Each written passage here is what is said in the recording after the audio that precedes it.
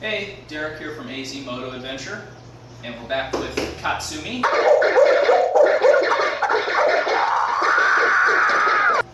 And today we're going to do a little walk around the bike, talk about everything we're going to repair, replace, restore to make her look new again.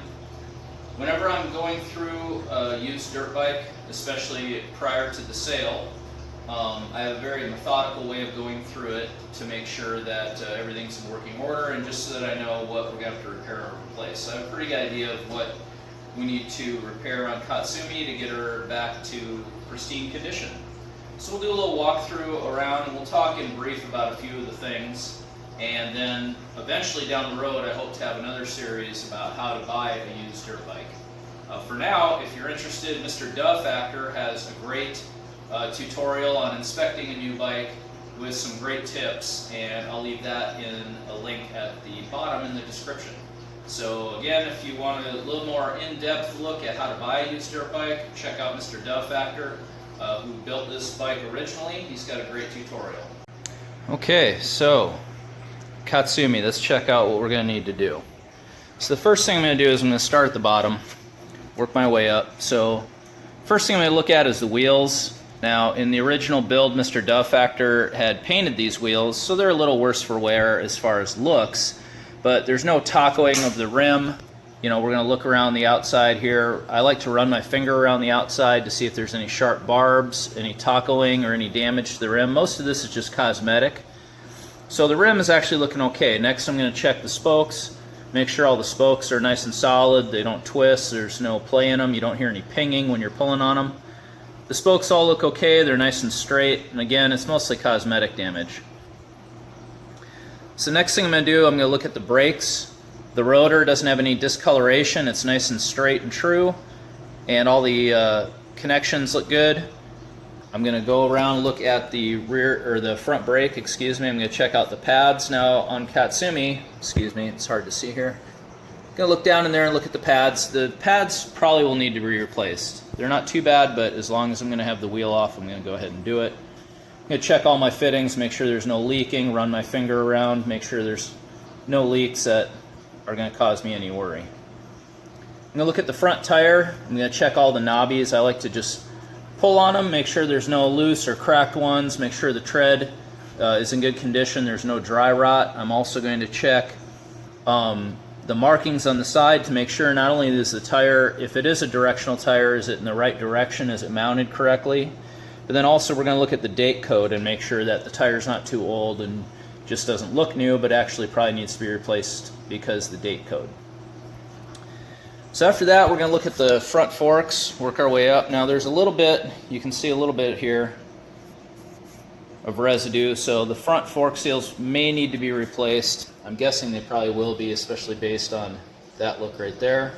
You can see that at one point they've probably been bottomed out pretty good. Now they ride really well, so we'll see how bad they are when we really get into it. The lines look pretty good going up. The forks seem nice and straight and true. There's no damage to them. Now this front fender, I'm probably going to replace just because, as you can see, there's some scratches and stuff. I might try a plastic renew kit on it. There's several ways of restoring dirt bike plastic. I might try that on this, but this front fender is only about $25–30 new.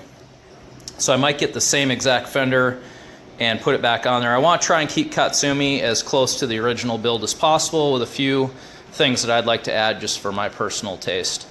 Now this headlight is awesome. It's the Eclipse headlight. It is out of production, so you can't order a new bezel, and you can see this bezel has been damaged. Katsumi's been put down a few times. So I'm going to just try to repair that. This little dent right here, I might put just a little bit of body filler in there and then sand it down good, and then I'll probably give it a good solid coat of truck bed lining just to make it durable and look brand new. I did notice that there's these mounts here. One thing I like to have on all my bikes is a toolkit mounted on the bike, so whenever I'm going anywhere I don't have to worry about packing a small toolkit or forgetting one and then end up getting stuck out in the desert. So I'm probably going to tap these out, which I'm assuming that was the purpose originally, was to put some kind of little rack here.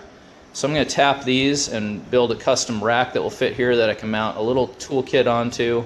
Originally I was going to go with like a giant loop crossbar toolkit bag, but I think I'd rather just go ahead and make a little mount for these and go ahead and put some kind of little rack right there. So I did check all the turn signals. They are working, but they're a little worse for wear, so we're probably going to replace those. The grips obviously are a little hatched, and the original handguards and bark busters are not on anymore, so at some point they were damaged and just taken off. So we're going to do grips, and then as you can see, there's only about 2 finger lengths worth of clutch bar left. It's been broken off. All the controls seem to work really well, and they held up really well. These are the Tusk, part of the Tusk enduro kit, and all the controls work.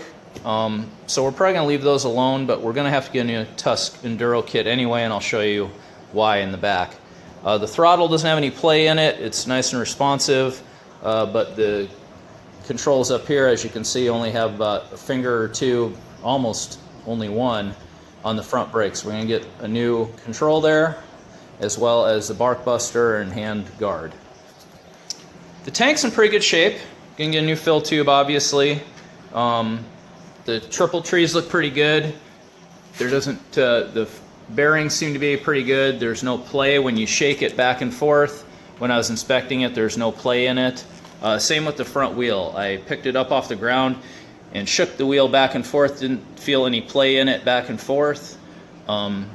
So all the bearings and seals are probably pretty good. Wiring, I'm going to clean this up a little bit. There's kind of a bird's nest of wiring up in here. Back to the tank, you can see that it's got some damage down in through here, but mostly it's just scratches. It doesn't appear to have been repaired at all, or there's no structural damage. So I might try some plastic renew on this as well. I thought about putting some stickers on the bike, but I think I'm going to try and keep it as original as possible, with the exception of the number plate in the back, and I've got some ideas for that. Working our way down to the engine, you can see the original Bill Blue sticker still on it, so that's pretty cool from when Mr. Duff Factor put that on. There's no leaks of any kind. I'm not seeing any drips. The cases look pretty good. There was a bolt right here, you can see, has been backed out significantly. So that's it's probably not damaged, it probably just backed out a little bit and needed to be retightened with some thread locker. You can see the case protector though has been damaged pretty good, so when we take it down to the frame, probably going to have somebody repair that, and then maybe even add more of a flat guard here to protect it from anything coming up through here. Foot controls seem good.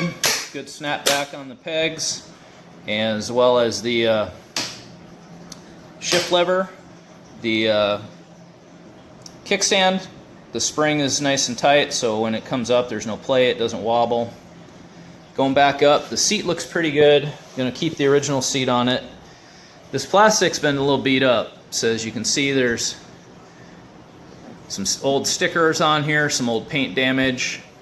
So I'm going to try to restore this, but I might just try to find a new piece and order it. Now the swing arm, I rocked the bike back side to side when I had it, when Logan was here. We didn't feel any play in the bushings or the swing arm, so that's pretty good. The shock when we were riding it seemed really good. I am going to try to replace the spring with, I know this sounds stupid, but there's a blue one in here. I'd like to put a red spring on there, even though the shock probably doesn't need to be rebuilt. It felt really good when we were riding it, but I'm kind of OCD when it comes to a bike, and there is some red on this bike, as well as the black features, such as this anodized control arm or control knob for the headlight position and a few other things. So I kind of like to replace that with a red one, just so that the only color on the bike besides black and white is red. I know it sounds kind of silly, but that's just me. So the chain is obviously pretty hatched. It's got a lot of back and forth play in it. There's some stretch to it.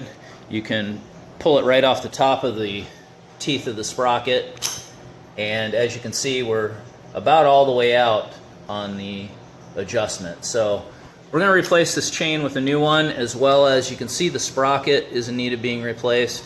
When you inspect the sprocket, you want to look for chipped or cracked teeth, peak of the teeth. See how the teeth are peaked to a very sharp pointed position. The teeth should be more flat, almost like Well, this one's not too bad right here. But they should have a flat plateau on the top and not be so pointed. So we're going to replace this sprocket, and then we'll inspect the front one as well when we get the bike apart. The rear wheel on this side seems pretty good. A little flex in some of the spokes, and again, it's mostly just paint damage that came off. We're going to try to replace the wheels and have some new rims and spokes laced up to the hubs. And I'd kind of like to do a black anodized aluminum so we don't get this chipping, so the wheels look a little nicer, a little longer. So as you can see, Mr. Dove Factor painted it, and it's been down a few times, and so the green is starting to show through. I imagine this back fender is going to be pretty hard to source. We might have to restore it, repaint it, and do some stuff to it. There are a few cracks in here too. So hopefully I can find one, but we're going to probably have to either restore this one or definitely replace it. Now the Tusk Enduro kit, as you can see, the mount that is supposed to be right here for your license plate has been broken off. And we got some wires hanging down. One of the original turn signals is on, but the other one was replaced with this fugly one, probably out of necessity and need out on the trail somewhere. So we're going to rip that off, probably order a whole new rear Tusk Enduro kit just for the rear. Since all the controls and lighting still works, we're just going to have to replace that rear portion to get the license plate holder back on. And as you can see, if you look up underneath, it's been pretty damaged and it's cracked and beat up, and we're going to run those wires a little nicer so they're not hanging down. Alright, I'm going to flip the bike around and we'll go through the other side. Okay, so we're going to be doing the right side now. Same thing, inspecting. I like to run my finger along the rim, make sure there's no barbs or damage or tacoing or the rim. Again, the rim's just a little ugly, we're going to fix that. Fork seals on this side seem pretty good. Fork itself looks good. Now the radiators, I don't know if you can see this, but there's some bending of a couple of the tabs. I'm assuming these are for a radiator guard, and neither one of the sides has a radiator guard on it. I don't know if you can see on this side. So I'm going to try to order some guards or either fabricate some new ones. I haven't decided whether I'm going to put new radiators in or not. They're not leaking, they seem functionally fine. So I might just have to restore them by bending those fins and restoring them a little bit. There's a radiator restoration place down in Phoenix. I might ask to do that. Again, you can see some of the wiring just needs to be cleaned up. There's kind of a bird's nest up here of wiring. So we're going to clean that up a little bit. Same thing on this side with the tank. Mostly just cosmetic damage. We'll try to restore that with some plastic renew. No major leaks or anything over here. Throttle cable looks good. Clutch cable actuates nice and has plenty of life left in it. Around the kickstand, there's no leak around the seal. Kickstand seems to be in order. It's nice and flush right here. Same thing with the brakes. We tested the rear brakes and they actuate well and they seem fine. No major leaks. I know these radiator hoses feel pretty good, and Ty had said he'd replaced them rather recently, so I think those are going to be just fine. We might try to fabricate some kind of guard. You can see the guard here has been bashed down a couple of times, so we might have this fabricated a little further out and a little further up to help guard those radiator hoses a little bit. Everything seems pretty good on this side. Same thing with the plastics and the seat and the swing arm. Everything looks good. The swing arm just probably needs to, at first we thought we were going to powder coat it, but I think we're going to stick with rattle canning, because down the road if you ever have any damage, you know what type of paint, what style and everything you did, and you can go ahead and just touch up paint with some rattle can. Brake reservoir looks pretty good. Doesn't look like it's been repaired or anything with epoxy, so this looks like it's going to be just fine. The original brake protector has been broken off, so we'll probably replace that, but there doesn't appear to be any leaks. The pads looked pretty good. The brakes seem to function really well. The rotor doesn't have any discoloration, so everything looks pretty good. Tires in the back seem pretty good. We checked the tread, so we'll probably keep the tires. Again, so overall, mechanically, the bike is doing really well.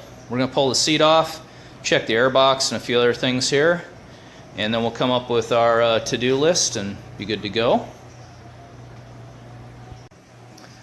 Okay, so we got the seat off. It's important to inspect the tank, make sure there's no damage, that you're not seeing any cracks. Filter element definitely could probably stand to be replaced, but the airbox itself looks like it's pretty good. There's no loose or unattached wires. There's kind of a bird's nest right here we're going to clean up a little bit. And then this cross brace, which I believe on the original build from Mr. Duff Factor was significantly bent, and they did a pretty good job straightening it. We might straighten it just a little bit more. It's probably been damaged over the last 4 years of riding a little bit more. There is a little bit of a twist. See if I can show you in the back here. You can kind of see a little bit of a twist to the rear fender. So obviously this side's up a little bit more than this side, so the frame is probably slightly twisted again. But when we get it down to the frame, we'll check the frame geometry and do some measurements and see what kind of repairs we have to make. I want to take it down to the frame anyway, especially for these mounts, or these protection bars right here, these crash bars. We're going to probably repair these, and I'd like to even bring them up a little bit further and out to protect these radiator hoses a little bit better. Alright, so that's it for a little walkthrough of what we're going to do on Katsumi, some of the stuff we're going to fix, a few of the little challenges. Overall, the bike is in excellent condition, and mostly it's a lot of cosmetic stuff. I don't anticipate needing a lot of mechanical stuff. So hopefully it will be a relatively easy rebuild to get her up to pristine condition again, so that I can put all fresh scratches on it. So thanks for tuning in. Again, there's a link in the description below to Mr. Duff Factor's video on how to buy a used dirt bike, which I think is really good. And I'll try to also put a link down there to EveRide's video about Katsumi, which is kind of an interesting video to watch. So thanks, and I'll see you next time.